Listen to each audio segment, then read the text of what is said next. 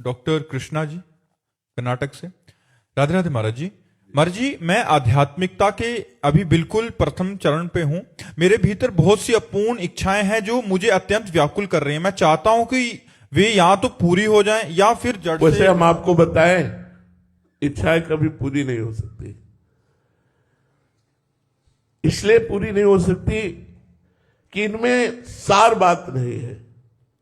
जैसे खुली बात हम आपको बता रहे हैं, पुरुष के शरीर में इच्छा होती है सुंदर स्त्री भोग की, स्त्री के शरीर में इच्छा होती है सुंदर पुरुष भोग की, नाना प्रकार की खान पान की, नाना प्रकार की वैभव विलास की, नाना प्रकार के मान सम्मान की। ऐसे कई व्यक्ति जिनको ये सब कुछ प्राप्त है जो हम आपको बोल रहे हैं, चाहे स्त्री हो चाहे पुरुष, दोनों रूपों में आकर के यहां बोला एकांतिक में कि मैं अमुक हूं, मेरे पास अमुक वैभव है, अमुक ऐश्वर्य है, अमुक भोग सामग्री है, पर मेरा मन खुश नहीं है, मेरा मन शांत नहीं है।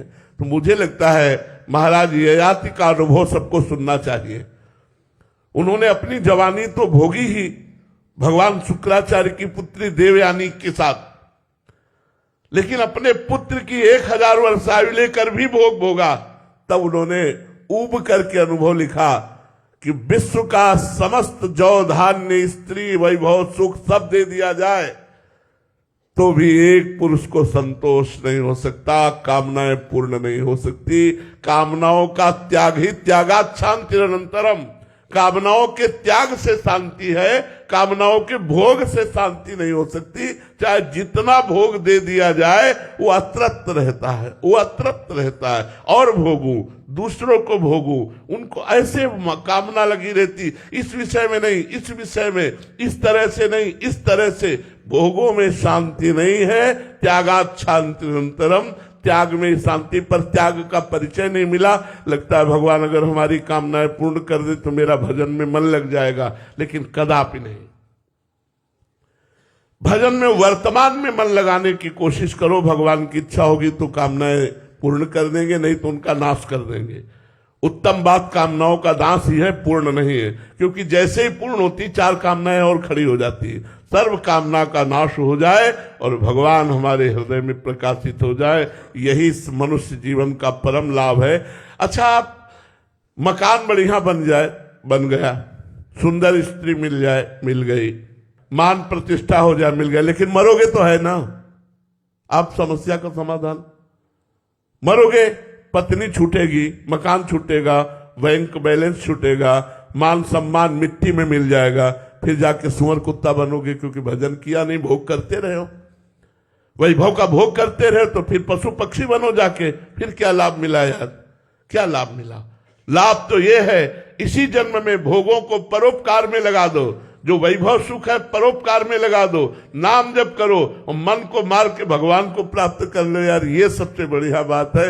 और तो हमारी बात समझ में नहीं आ रही। भगवान किसी को वैभव ना दे, भगवान किसी को यश प्रतिष्ठा ना दे।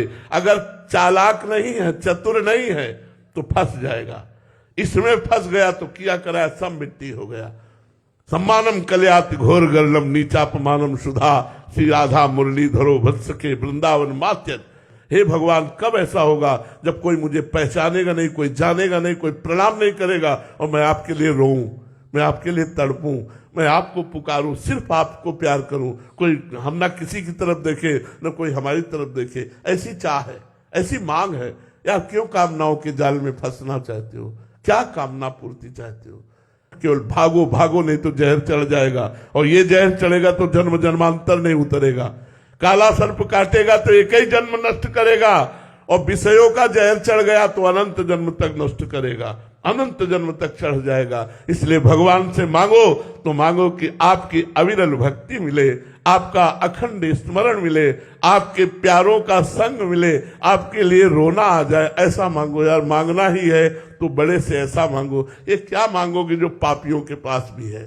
सुत धाराधन लक्ष्मी पापियों के घर होए, संत समागम हरि कथा तुलसी दुर्लभ दोए।